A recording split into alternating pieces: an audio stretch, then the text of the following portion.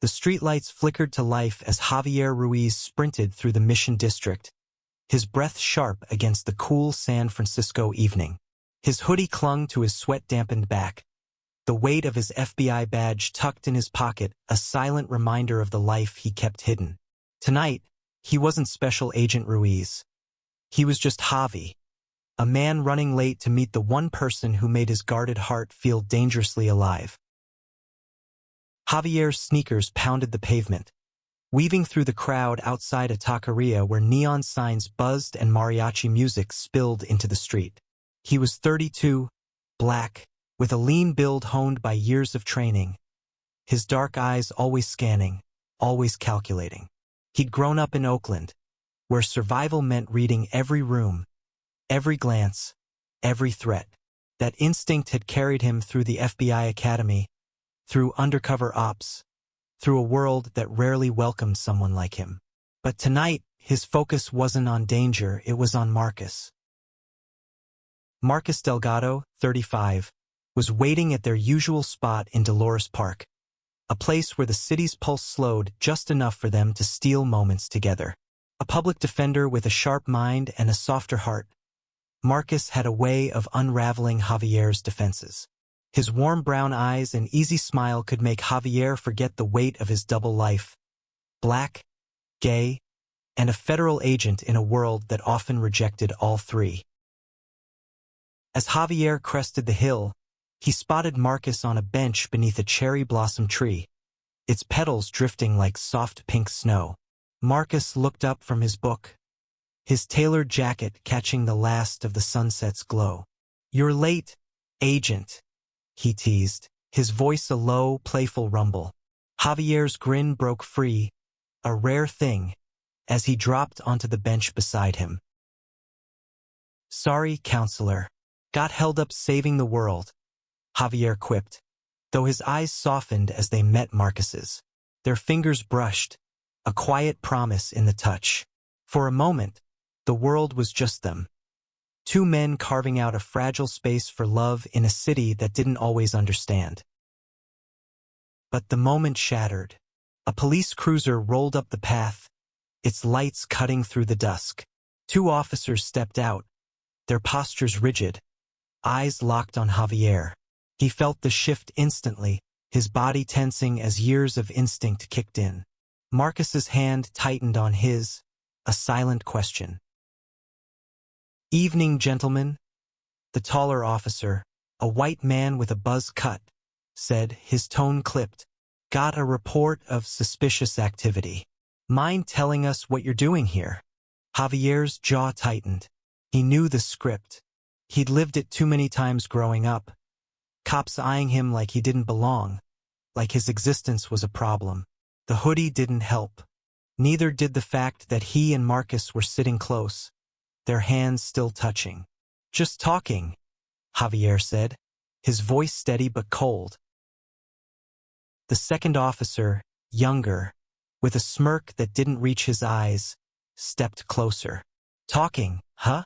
You sure about that? This park's had issues lately. People causing trouble." Marcus leaned forward, his lawyer instincts kicking in. "We're not causing trouble. We're just sitting here. Is there a problem, officer?" The taller one, Officer Daniels, his badge red, narrowed his eyes. "We ask the questions. ID now. Both of you." Javier's pulse quickened, not out of fear but anger. He could feel the weight of his badge in his pocket, but flashing it now would escalate things in ways he wasn't ready for. He'd seen how power plays like this went down. Cops doubling down when challenged, especially when they thought they had the upper hand. He handed over his driver's license, Marcus doing the same.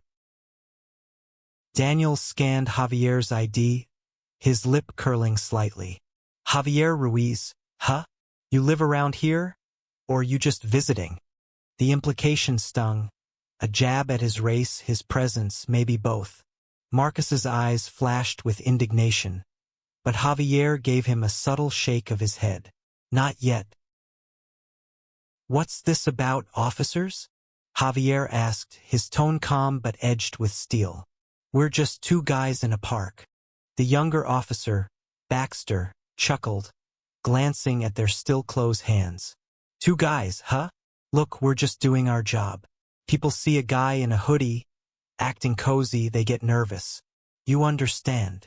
Marcus's voice was sharp now. No, I don't. You're targeting us because we're together. That's not a crime. Danielle's face hardened. Watch your tone, sir. We're keeping this neighborhood safe. You don't want trouble, do you? Javier's mind raced. He could end this now. Pull his badge, watch their faces change, watch them stammer apologies. But something held him back. Maybe it was the principle of it, the need to know how far they'd push. Or maybe it was the part of him that was still the kid from Oakland, tired of proving he belonged. Trouble, Javier said, his voice low, dangerous. I'm not the one starting it. Baxter stepped closer, his hand resting on his belt near his holster. Get up, both of you. We're taking this downtown. Marcus stood, his hands raised slightly.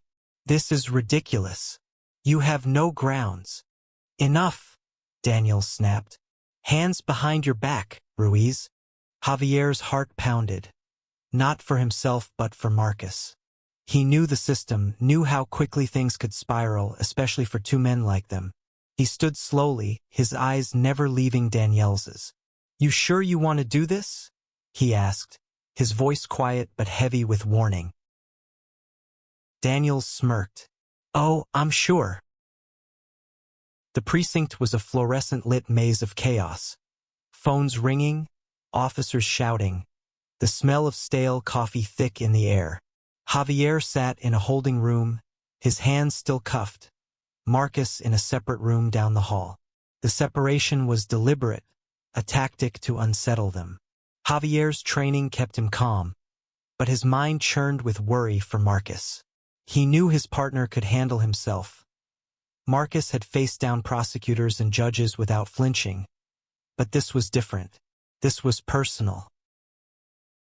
Daniel swaggered in, tossing Javier's ID onto the table. All right, Ruiz, let's try this again. What were you really doing in that park? Javier leaned back, his expression unreadable. I told you. Talking. Baxter, leaning against the wall, scoffed. You expect us to believe that? Two guys all cozy in a hoodie, in a park at night? Come on. Javier's eyes flicked to Baxter, then back to Daniel's. You got a problem with two guys being close? Or is it the hoodie? Or maybe it's me. Danielle's face reddened. Don't play the victim card. We're doing our job. People like you. People like me? Javier cut in, his voice sharp now. What's that mean exactly? The room went silent, the air thick with tension. Daniels leaned in, his voice low. You know what I mean. Don't make this harder than it needs to be. Javier's mind flashed to every time he'd been profiled, every sideways glance, every assumption. Growing up, he'd learned to navigate those moments with silence, with compliance, because fighting back often made it worse. But he wasn't that kid anymore. He was a federal agent, trained to dismantle threats bigger than two small-minded cops. And yet, he held back. Not because he was afraid, but because he wanted them to dig their own grave. The door opened, and a sergeant stepped in. A stocky woman with a no-nonsense air. Daniels, Baxter, out. Now. Daniels hesitated, then grabbed Javier's ID and stormed out with Baxter trailing. The sergeant, Ramirez, her badge red, sat across from Javier, her expression unreadable. Javier Ruiz, she said, glancing at his ID. You want to tell me what's going on here? Javier studied her. She didn't seem hostile, but he wasn't ready to trust her. Not yet. Your officers detained me and my partner for sitting in a park. You tell me what's going on. Ramirez sighed, rubbing her temple. They're saying you were acting suspicious. Resisting. Resisting. Javier's laugh was bitter. I gave them my ID. I answered their questions. My partner's a lawyer, for God's sake. We weren't doing anything wrong. Ramirez's eyes narrowed slightly, like she was piecing something together. You're calm for someone in cuffs. Most people would be yelling by now. Javier shrugged. I know the system. She leaned back, studying him. Yeah? How's that? He didn't answer. Not yet. But the weight of his badge was starting to feel like a ticking bomb. Across the hall, Marcus sat in a similar room, his hands free but his heart racing. He was used to being on the other side of these tables, defending clients against overzealous cops, not staring down the barrel of their prejudice himself. At 35, Marcus had built a career fighting for the underdog immigrants, low-income families, people the system chewed up and spat out. But tonight, he wasn't a public defender. He was just a man who loved Javier, and that love had landed him here. The door opened, and Baxter stepped in, alone this time. Marcus Delgado, he said, flipping through a notepad. Public defender, huh? Guess you think you know the law better than us. Marcus's jaw tightened, but he kept his voice even. I know my rights, and I know you have no reason to hold us. Baxter smirked, leaning against the table. Rights, huh? You and your buddy were making people uncomfortable. We got calls. You don't get to just do whatever you want in public. Marcus's eyes flashed. Uncomfortable? Because we were sitting together? Or because we're two men? Be specific, officer. Baxter's smirk faded, replaced by a scowl. Don't pull that card. This isn't about you being whatever. It's about keeping the peace. Marcus leaned forward, his voice low and steady. You're not keeping the peace. You're targeting us. And you know it. Baxter's hand twitched toward his belt, a reflex Marcus had seen too many times in court. He braced himself, but the door opened again, and Ramirez appeared. Baxter out. Baxter shot Marcus a glare before leaving. Ramirez sat down, her expression softer but guarded. Mr. Delgado, I'm trying to sort this out. Tell me your side.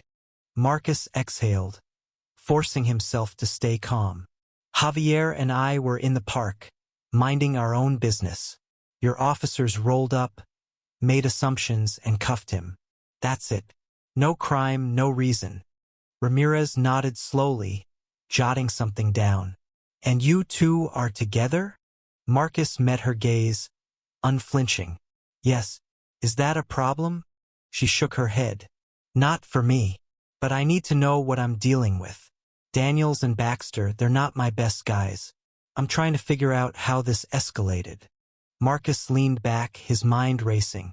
He wanted to trust her, but he'd seen too many cops close ranks. Then let us go. You know this is wrong. Ramirez didn't respond, just stood and left the room. Marcus's hands clenched into fists. He wasn't worried about himself. He could talk his way out of this. But Javier was the one in cuffs, the one who'd always had to carry the weight of being black in a world that judged him for it. Marcus's chest ached at the thought of him sitting alone, facing down that same old story. Back in Javier's room, Ramirez returned, this time with a file in hand. She sat down, her eyes sharp but curious. Javier, I ran your name.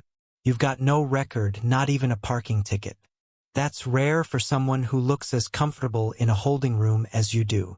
Javier's lips twitched, almost a smile. I'm a law-abiding citizen. She raised an eyebrow. You're more than that. I've been a cop 20 years. I know a Fed when I see one. Javier's heart skipped, but his face stayed neutral. She was fishing and he wasn't ready to bite. You think so? Ramirez leaned forward, her voice low. I think you're letting this play out for a reason. Question is, why? Javier studied her. She wasn't like Daniels or Baxter. Her eyes held a sharpness that came from experience, not ego. But trust was a luxury he couldn't afford. Not yet. Maybe I just want to see how far your officers will go, he said finally. Ramirez's mouth tightened. They went too far already. But if you're who I think you are, you could have stopped this an hour ago. Why didn't you? Javier didn't answer. The truth was complicated. Part of him wanted to expose Daniels and Baxter, to let them face the consequences of their bias. Part of him wanted to protect Marcus from the fallout of his identity being revealed. And part of him, the part that still remembered being a kid stopped for looking suspicious, wanted to feel the weight of this moment to remind himself why he did what he did.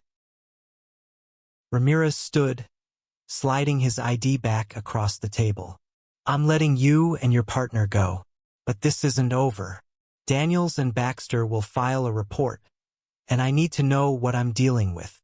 Javier nodded, his expression unreadable. You'll know soon enough.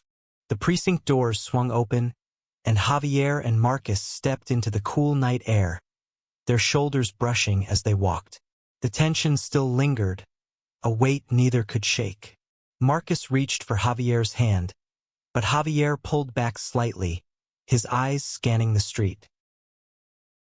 You okay? Marcus asked, his voice soft but laced with worry. Javier nodded, though his jaw was tight. Yeah. You? Marcus's laugh was bitter. I've had better date nights. Javier's lips curved, but the smile didn't reach his eyes. This isn't over, Marcus. They're not done with us. Marcus stopped, turning to face him. Then we fight. Together. You don't have to do this alone, Javi. Javier's chest tightened. He wanted to believe it was that simple, that love could be enough to face down the world. But he knew better. He knew the system, knew the risks, knew the cost of being who he was. And he knew that the badge in his pocket could either protect them or tear them apart.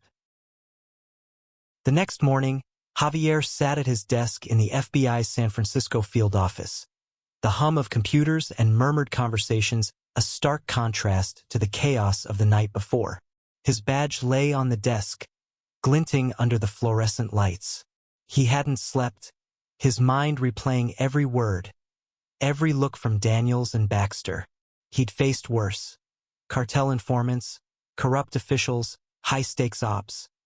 But this felt personal in a way nothing else ever had.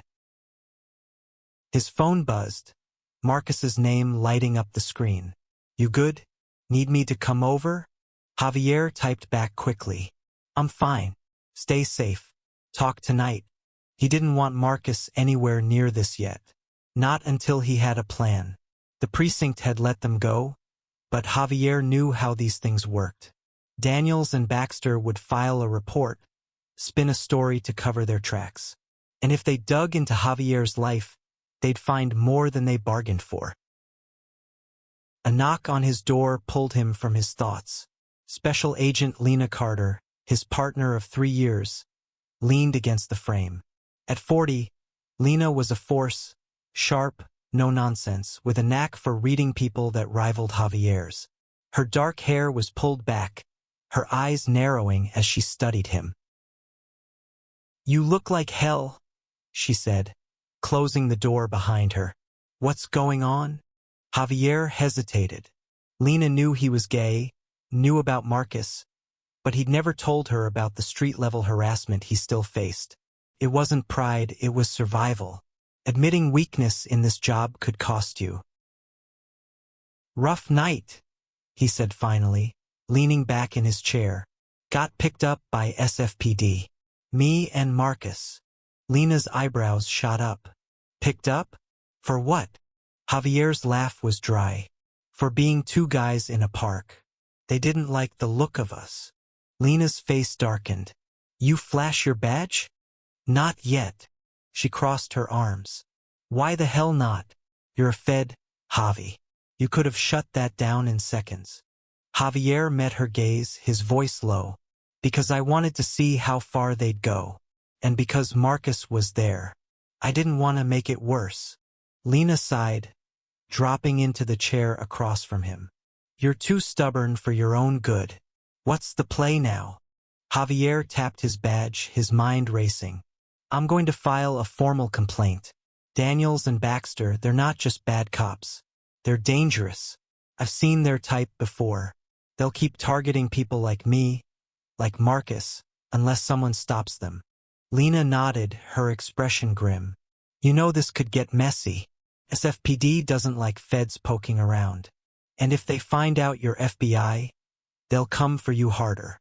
Javier's jaw tightened. Let them.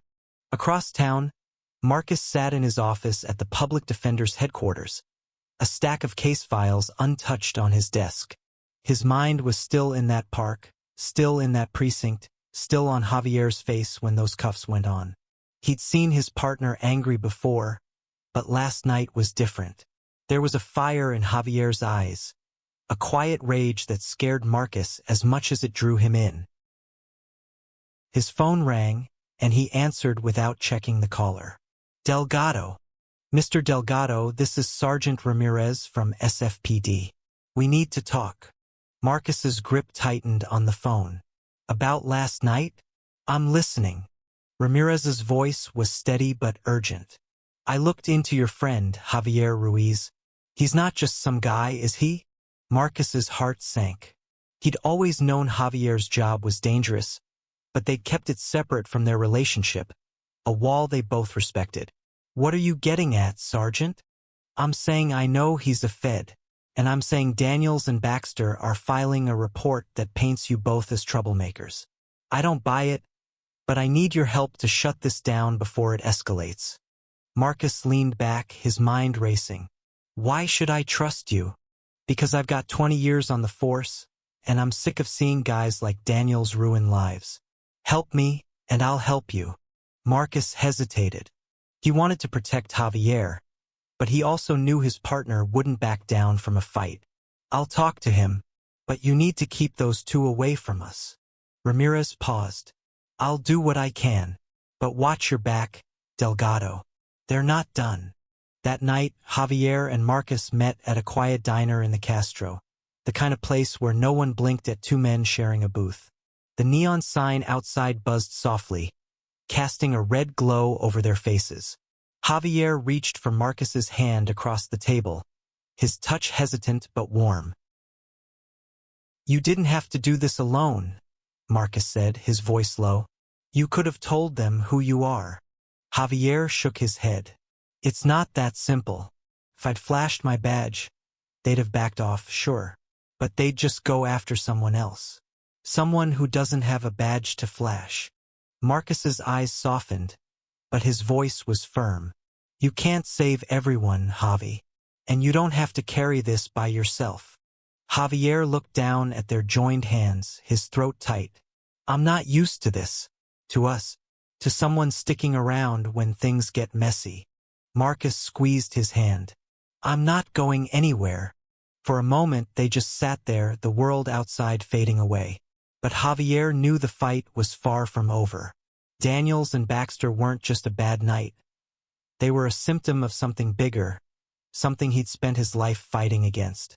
And now, with Marcus by his side, he had more to lose than ever. The next week was a blur of paperwork and strategy. Javier filed a formal complaint with SFPD's Internal Affairs, detailing every moment of the encounter in the park. He didn't mention his FBI status, not yet. He wanted the complaint to stand on its own, to expose Daniels and Baxter for what they were without the weight of his badge tipping the scales. Lena helped him navigate the process, her experience with interagency politics invaluable. You're playing a dangerous game, she warned one afternoon, as they reviewed the complaint in his office. If IA starts digging, they'll find out you're a Fed. And if Daniels and Baxter have friends in high places, this could blow back on you. Javier nodded, his expression grim. I know, but I'm not letting this go. Lena studied him, her eyes softening. This isn't just about you and Marcus, is it? It's personal. Javier didn't answer. He didn't need to. Lena knew him well enough to see the truth. Every stop, every search, every assumption about who he was had built a fire in him. And now that fire was burning brighter than ever. Meanwhile, Marcus was fighting his own battle. He'd reached out to his network of activists and lawyers, quietly building a case against Daniels and Baxter. He knew the system was flawed, knew how hard it was to hold cops accountable, but he also knew he couldn't sit idly by. Not when it was Javier in those cuffs. He met Ramirez at a coffee shop near the precinct, a neutral spot where they could talk without drawing attention. She slid a file across the table, her expression grim. This is what Daniels and Baxter filed. They're claiming you and Ruiz were aggressive, uncooperative, possibly under the influence. Marcus's blood boiled, but he kept his voice steady. That's a lie. You were there. You know what happened. Ramirez nodded. I know, but there are reports already in the system. And they've got a couple of witnesses, bystanders from the park, who say they saw you two acting suspicious. Marcus's heart sank. Witnesses? Or people they pressured? Ramirez didn't answer, but her silence said enough. I'm on your side, Delgado, but you need to move fast. IA's reviewing your complaint, but Daniels has friends in the department. If you've got anything, that can tip this in your favor, use it. Marcus thought of Javier's badge, the trump card they hadn't played. But he also knew Javier's reasons for holding back. This wasn't just about winning, it was about proving a point, about standing up for everyone who didn't have a badge to flash. That night, Javier and Marcus sat on the roof of Marcus's apartment building, the city sprawling below them like a glittering promise. The air was cool, the stars faint against the city's glow. Javier leaned against the railing, his hoodie swapped for a leather jacket, his eyes distant. I'm going to tell them, he said finally, his voice quiet. Tomorrow. I'm going to IA, and I'm telling them I'm FBI. Marcus turned to him, his heart racing. You sure? Javier nodded. I've been running from this my whole life. Hiding who I am, what I am. I'm done. If I don't stand up now, what's the point of everything I fought for? Marcus stepped closer, his hand finding Javier's.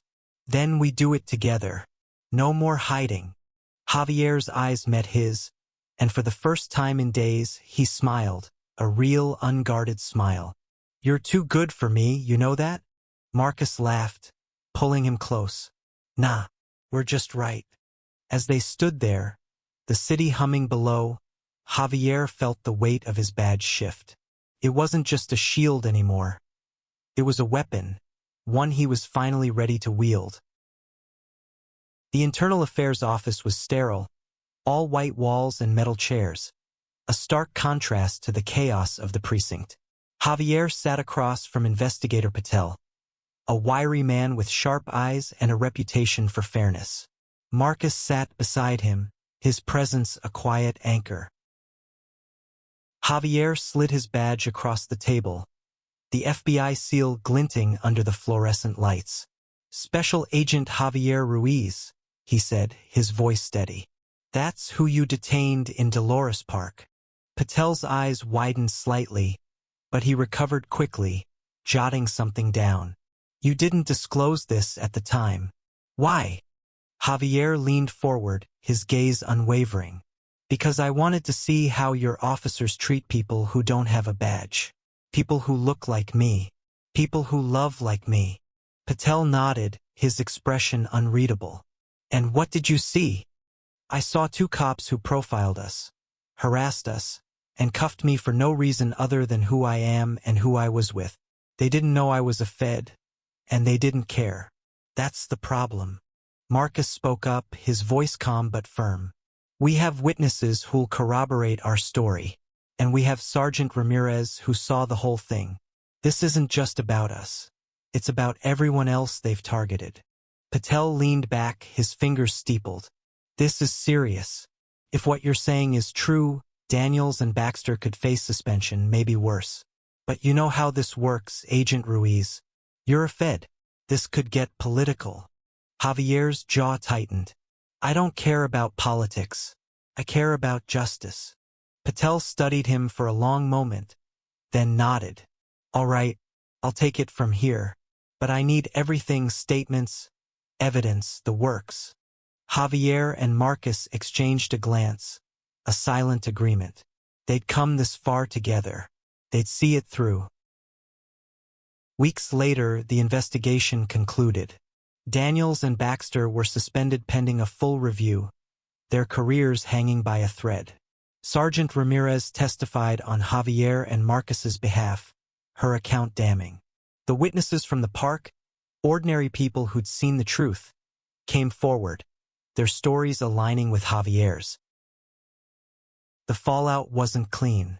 The precinct buzzed with tension, some officers closing ranks, others quietly supporting the investigation.